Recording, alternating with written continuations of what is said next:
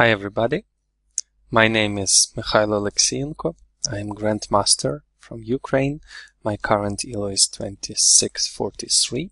I'm also current Ukrainian Rapid Chess Champion.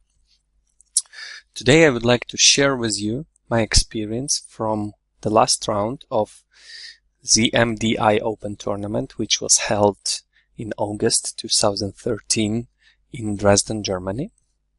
This was the game from last round. Me, my opponent, and 3 other players had 6 out of 8. We were playing on board number 1. I was white. My opponent was German Grandmaster Henrik Teske. So basically a decisive round in an open tournament. So the game went on like this. d4. This already came as a surprise to my opponent because I only recently started playing d4.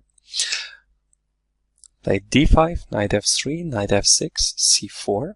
Usually he preferred c6 or e6, aiming for either Slav defense or Queen's Gambit declined.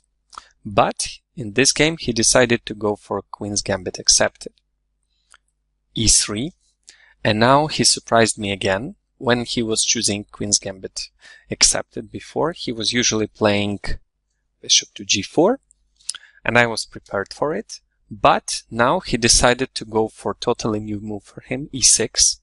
And this is actually a place to learn for you, because it is very common strategy when your opponent surprises you in the opening, when you were not expecting some line, which he clearly have prepared using database, engines, etc. It usually does make sense to go for some sideline, or for the line you have never even played before, hoping that your opponent would not be ready there. Because even psychologically it's hard to play when you know you're fighting against Houdini or Stockfish or whichever engine your opponent was using during the preparation. So now after 4 moves we were psychologically equal. I surprised him with my first move, he surprised me with his 3rd and 4th move, so we were even now. Bishop takes c4, c5, castle, knight c6, we're gonna skip these moves, knight c3, a6, a5, and I believe now my opponent made an inaccuracy. He played c takes d4, and I recaptured with a pawn. I'm not gonna tell you why I consider this move to be an accuracy. Hopefully you will get it on your own. Later on my next few moves, I would suggest that you stop the video and guess my following moves. I believe this is a very good way to learn from any lecture. If you get to think on your own, if you don't get the answer right away. Because if you think on your own, you have some ideas, you consider some lines, and then you make your choice. And then you know what was the correct one. And if you guessed correctly, good for you. But if no, it means you can learn. Maybe you overlooked something. Maybe you didn't evaluate the position correctly. Maybe you were aiming for some wrong setup of pieces, etc. So I'm not gonna tell you why I think it was inaccuracy yet. Hopefully you will get it on your own. I believe the main move here and the strongest is bishop to e7. Just continuing the development. So my opponent took on d4, e takes d4, and now he played bishop e7. And now I would suggest that you stop the video and think for a couple of minutes, what would you do if you were white here? So here I played bishop to g5, which I believe is a strong move in this position. Hopefully you've realized what was the difference. Why do I consider c takes d4 to be an accuracy? If my opponent had played bishop e7 here, now my own pawn on e3 would be in the way of development of my bishop, and that wouldn't be very pleasant for me. But he went on for capturing on d4, and now my bishop from c1 is free to go wherever he wants. e3, f4, g5, which was totally not available for him 1 move ago. But why do I choose the g5 square? I believe this is the best square for a bishop in most cases when you're playing with an isolated pawn. So I believe bishop e3 would be an inaccuracy. because you need to be aware of a general plan. Before you develop your pieces, you need to know what is your plan. What should you aim for in the position? Because if you don't think about your plan after, before you finish your development, you need to be aware of where would you like your pieces to be and what you're gonna do next. Because if you develop pieces in a normal way and then you realize that you have no plan left, usually when you have an isolated pawn, the plan involves attacking the king on g8 or pushing d5, opening the position for your pieces. Those are two plans when you possess an isolated pawn. If you don't pursue any of those, you just have a weakness on d4. But if you create kingside attack, which white can do because white has much more space than black, well, that would be quite dangerous for black. So I believe placing the bishop on e3, for example, on lower levels, I very often see white playing this position as following. Black castles, white plays rook c1, places a rook on open c file. Let's say black plays knight to b4, queen e2 continuing the development, b6, rook f to d1, and bishop to b7. Technically, white did finish the development in a seemingly logical way. But as it turns out, this setup is not pursuing any of the mentioned plans. Black's king is completely safe. There are no pieces near him. White cannot push d5 in the nearest future. Black grasps full control over this square. And if white is not pursuing any of those plans, white is just left with an isolated pawn and weak square on d5. So I believe this is a wrong way to play with an isolated pawn. So what about bishop f4? It seems like an active move as well. Here I would argue that this is also not the best place for a bishop for one simple reason. In most cases, eventually, black's gonna do knight b4. I'm not saying you should do it now, you should castle in this position. But then eventually you would go with the knight to b4. This is a good place for a knight. And then some of the knights would jump to d5, attacking this bishop, and it would be under attack. If you decide to move away your bishop to g3, which again, white shouldn't be doing right now, but to illustrate the point, this bishop could be eventually exchanged with knight to h5, and it would have no decent square to go to avoid an exchange. And what else you need to know about playing with an isolated pawn? Since black doesn't have a lot of space, black would literally like to exchange any pair of same valued pieces. If you suggest queen's exchange, yes please. Any pair of rooks, any pair of bishops, same bishops, any pair of knights, black is ready to make this trade. You need to be aware of that. So I believe bishop to g5 is an active move. On the other hand, bishop to e3 is a passive move. An active move is a move when your piece is attacking your opponent's pieces or some weaknesses. A passive piece is a piece which is doing passive job, like in this case protecting a weakness. The bishop on e3 at the moment is like a huge pawn. It's just protecting a weakness. It's not an active job. If you can have an active job for your piece, usually you should do that instead of playing passively. So bishop to g5 and now castle. Now I would again suggest you stop the video and try to come up with a move that you would make in the game. So in the game I played rook to e1. Rook to e1. You might wonder, why didn't I play rook to c1? Developing the rook from a1 to only open file, why didn't I do that? And the reason is in my previous comment. The reason is black is ready to make any exchange possible with the same valued pieces. Putting the rook on open file is like committing it to be exposed to exchange. Black will eventually put his rook on c8, for example after knight to b4, pawn to b6, bishop to b7, and rook to c8. When you put your rook on open file, but you cannot penetrate, let's say to c7, it means your rook will be exposed to an exchange. And this is what we're trying to avoid. I believe when you play with an isolated pawn, you should ignore the C file with your rooks. You should put your rooks in the central files, D and E files. This way they would support the breakthrough, D5, and help possibly with the kingside attack. So rook C1 I believe to be inaccuracy. So that's why I play rook E1. My opponent play bishop to D7. Again, I would suggest you stop the video and try to guess the move. So I need to finish my development quickly in order to, I am better developed. I need to finish my development as quickly as possible and then launch the kingside attack or a breakthrough in the center. So I played queen E2. And I believe it's also a strong move.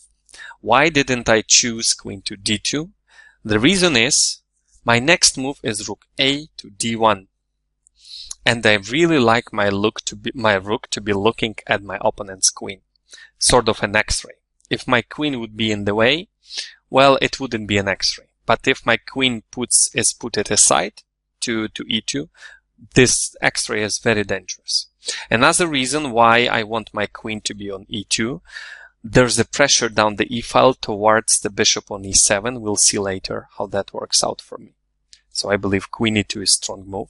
Rook to C8. Now you can also stop the video. Guess my next move. My next move was rook A to D1. I am finishing my development. I'm completely fully developed. And I'm ready to do active business. H6. My opponent played H6. Also, I would suggest you guess my following move. I played bishop to H4. So I don't want to make any changes on F6. I don't want to move back my bishop, so I keep the tension on that diagonal. Bishop to F6 would make sense if after D5 I can get significant initiative. But after E takes D, knight takes D, I believe after rook E8, black should be all right, exchanging a pair of rooks, and hopefully eventually my initiative would evaporate. So that's why I kept the tension with bishop to H4. The only problem, I believe, with keeping the bishop on this diagonal, it is exposed to an exchange of a bishop on E7, and you need to be aware of that. My opponent tries to make use of it with knight H5, which was his last mistake in the game. But you need to be aware of this trick. After knight H5, now my bishop on H4 will get exchanged. I will either take on E7, exchanging pieces, or move it to G3 when it would be captured by a knight. Basically, black forces me for this exchange, which is what black usually really prefers when he doesn't have a lot of space. I would suggest you guess my next move in this position. Stop the video and guess my next move. So my next move was D5. Another rule I would like to teach you here is that when your pieces are at top activity, like I cannot really imagine how can I improve any of my pieces. Only maybe one thing come to mind is putting the knight to E5, but in this case it's not working at the moment. So if your pieces are well developed, they are very active, you should look for tactics. You should look for a breakthrough. Because if you are at your top activity, but you cannot do anything about it, your opponent will finish the development will activate his pieces more, and if you cannot do anything about your activity, your advantage would evaporate. So when your pieces are completely developed, fully coordinated, you should look for tactics. You should look for a breakthrough like D5. For example, I believe bishop to E7, knight takes E7.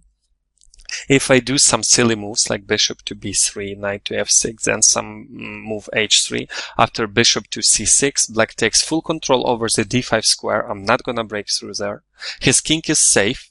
Basically, I didn't pursue any of my plans, and black could even hope to be better in this position. So, returning to the actual game that happened in my game, actual moves, I did play D5, and I believe it is a correct move, very active one.